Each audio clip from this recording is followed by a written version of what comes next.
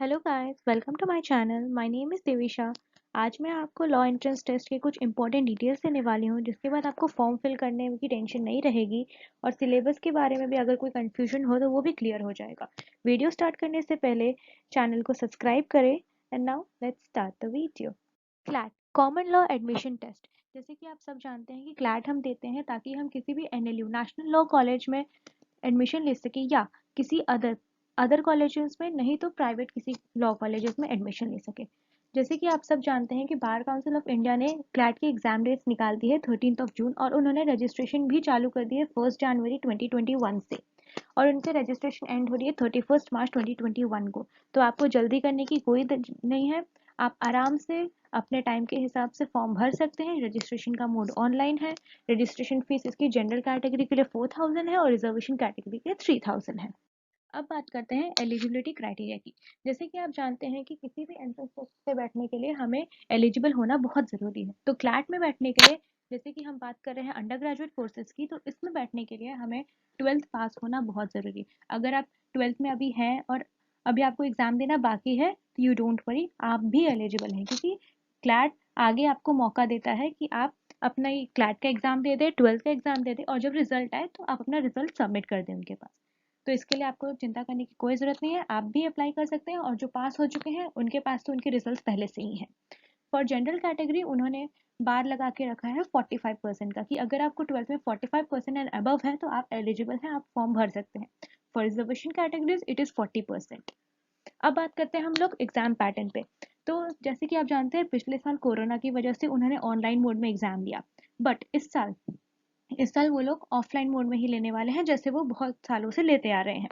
इन्होंने क्वेश्चंस, जैसे कि आप जानते ही हैं कि 2019 के दिसंबर में इन्होंने सिलेबस चेंज किया है, और इसके बाद इन्होंने 200 क्वेश्चन से 150 क्वेश्चंस पे कन्वर्ट किया है, जिससे कि हमें बहुत मदद मिल सकती है। हमें ज़्यादा टाइम में कम क्वेश्चंस बनाने हैं। अब 2 घंटे का समय मिलेगा हमें।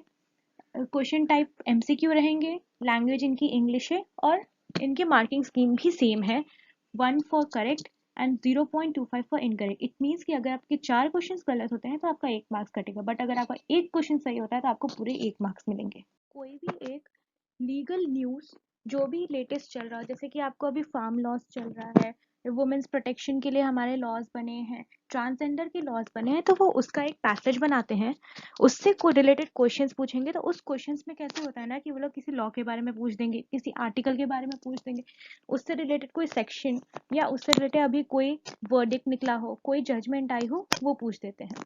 तो लीगल रीजनिंग में भी ऐसे ही होता है कि 5 पैसेजेस देते हैं वो लोग, और उन 5 पैसेज में 5 क्वेश्चंस रहेंगे, 6 क्वेश्चंस रहेंगे, तो वो उस हिसाब से उसको मैनेज कर देते हैं।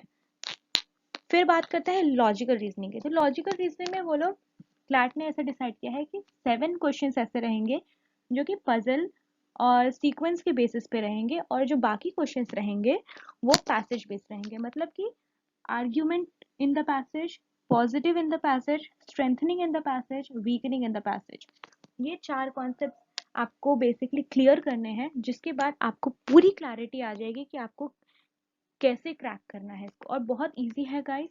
Logical reasoning is the best part of this full section.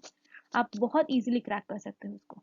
अब बात करते हैं एलेट की, all India law entrance test. जैसे कि हम जानते हैं कि एलेट जो होता है वो पर्टिकुलरली एनएलयू दिल्ली के लिए होता है। इसकी एग्जाम डेट आई है 20 जून 2021। इसका रजिस्ट्रेशन स्टार्ट हुआ था 23 जनवरी 2021, और रजिस्ट्रेशन एंड होने वाला है 20 मई 2021 को। इसका रजिस्ट्रेशन मोड ऑनलाइन है। Registration fees for general is 3050 and for reservation it's 1050। Same as CLAT है।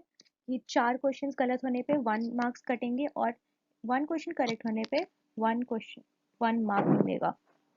अब बात करते हैं सब्जेक्ट्स की। एलिट में 5 सब्जेक्ट्स होते हैं, English, general knowledge, mathematics, legal and reasoning. पहले बात करते हैं इंग्लिश से। तो इंग्लिश में 35 क्वेश्चंस होते हैं, और 35 क्वेश्चंस को भी डिवाइड किया गया है। फर्स्ट 5 क्वेश्चंस जो होते हैं वो कॉम्प्रिहेंशन बेस्ड होते हैं, और बाकी जो 30 क्वेश्चंस होते हैं उसमें grammar, puzzle, fill in the blanks, synonyms, antonym type of questions रहते हैं। अब बात करते हैं जनरल नॉलेज की। तो जैसे आप जानते हैं कि जनरल नॉलेज बहुत वास्ट होता है, इसको हम प्रेडिक्ट नहीं कर सकते कि क्या आ सकता है क्या नहीं आ सकता है। जनरल नॉलेज में आपके करंट अफेयर्स भी आते हैं, आपकी हिस्ट्री भी आती है, इकोनॉमी भी आती है, पॉलिटिक्स भी आता है, सब कुछ आता है। तो मेरा सजेशन है गाइस कि आप अगस्त 2022 मई 2021 तक का जनरल नॉलेज पढ़े, जितना हो सकता है आप उतना पढ़ ले, इससे ज़्यादा आपको पढ़ने की कोई ज़रूरत नहीं पड़ेगी। इतना आपको पढ़ना है, उसको बार बार पढ़िए, रिपीट कीजिए, तो आपको बहुत अच्छे से हेल्प करेगा वो। हिस्ट्री हो गया, न्यू अपॉइंटमेंट्स हो गए, जो रिसेंट लॉज बन रहे हैं उसको पढ़िए।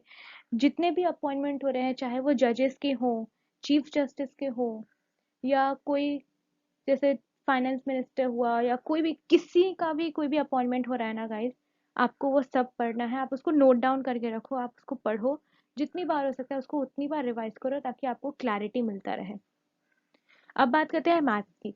तो मैथ्स का इस बहुत इजी होता है ए लेट का। वो सारे एट्थ स्टैंडर्ड के मैथ्स होते हैं।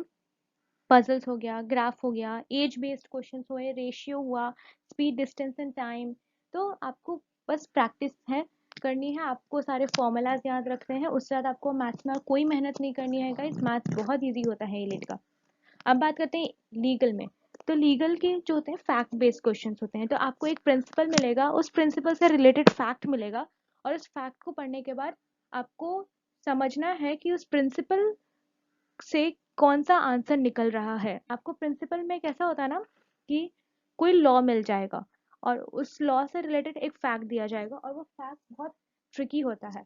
तो आपको उसको, एक पॉइंट होती है ऐसी जिसमें उस फैक्ट में ही आंसर होता है, तो आपको वो फैक्ट पकड़ना रहता है, और वो फैक्ट पकड़ के आपको तुरंत ही आंसर मिल जाता है। ये भी प्रैक्टिस बेस्ड है गाइस, जितना प्रैक्टिस करोगे उतना आपको आइडिया लगता रहेगा। फिर बात करते हैं रीजनिंग का। रीजनिंग में 35 क्वेश्चन होते हैं।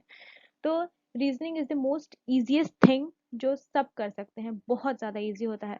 बस ये होता है कि थोड़ा सा एलिट में टाइम कंज्यूमिंग रीजनिंग होता है, तो वो आपको जितना हो सके अपना स्पीड बढ़ाते रहना होगा, क्योंकि रीजनिंग जो होता है ना गाइस, एलिट में वो लोग टफ नहीं देते हैं, लेकिन टाइम कंज्यूमिंग बहुत देते हैं।